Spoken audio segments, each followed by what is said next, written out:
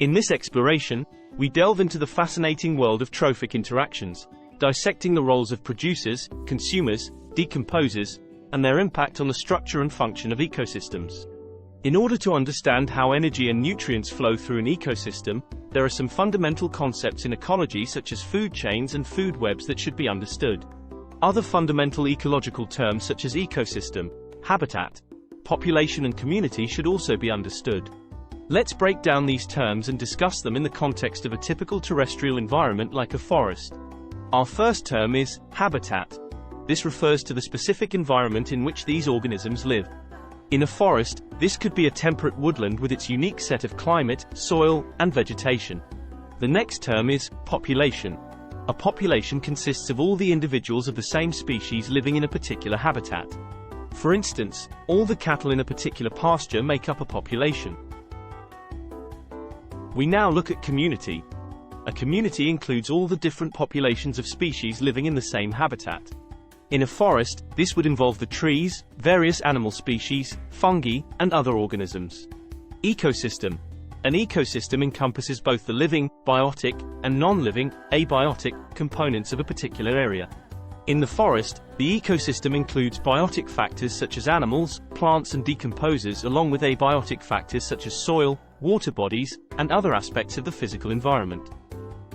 Food chains and webs usually start with a producer. Producers are organisms that can photosynthesize or chemosynthesize, converting sunlight and inorganic compounds into organic matter. In a forest, trees, plants, and algae are examples of producers. Consumers are the next large group of organisms that make up food chains and webs. They obtain their energy by consuming other organisms. Consumers can be classified based on what they feed on as 1. Herbivores, 2.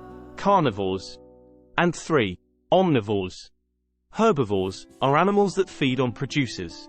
In a forest, examples could include deer and rabbits that graze on plants. Carnivores, these are animals that primarily eat other animals. In a forest, this category might include predators like wolves, hawks, or snakes that prey on herbivores. Omnivores, these are animals that can consume both plants and animals. For example, bears in a forest can eat berries and also hunt small animals. Decomposers. Decomposers play a crucial role in breaking down dead organic matter and recycling nutrients back into the ecosystem. Fungi, bacteria, and some insects are common decomposers in a forest. They help sustain the producers, plants, by releasing essential nutrients into the soil. Now, let's look at how these components interact in a food chain. For example, a simple food chain might be grass, as producer, eaten by grasshopper, as herbivore, which is then eaten by bird as carnivore. The food chain is drawn using the image and/or name of the organism along with arrows to show the direction in which energy and nutrients move.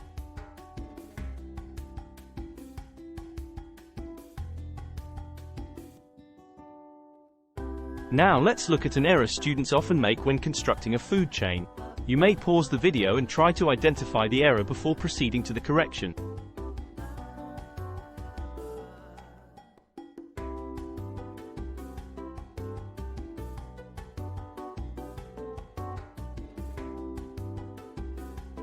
Remember that the arrow must point in the direction in which energy and nutrients move. Now look at the correct way to draw the same food chain.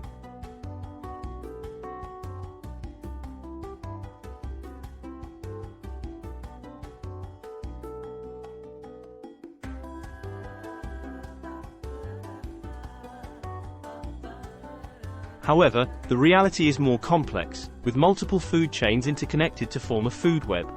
In the forest, the bird might also eat grass seeds and the bird may be preyed upon by foxes and other carnivores. These carnivores may, in turn, feed on various herbivores and sometimes even each other. This describes a more complex feeding relationship known as a food web.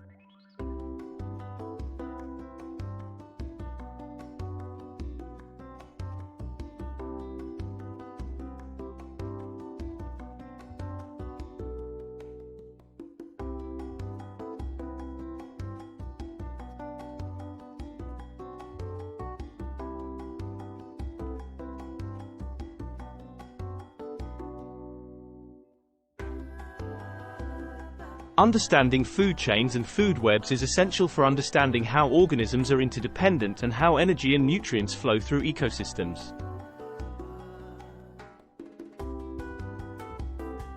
It's a vital concept for the conservation and management of natural environments. Now remember to hit the like button and comment on the video. For more videos like this, subscribe to TGHS Science Series where we support your science curriculum.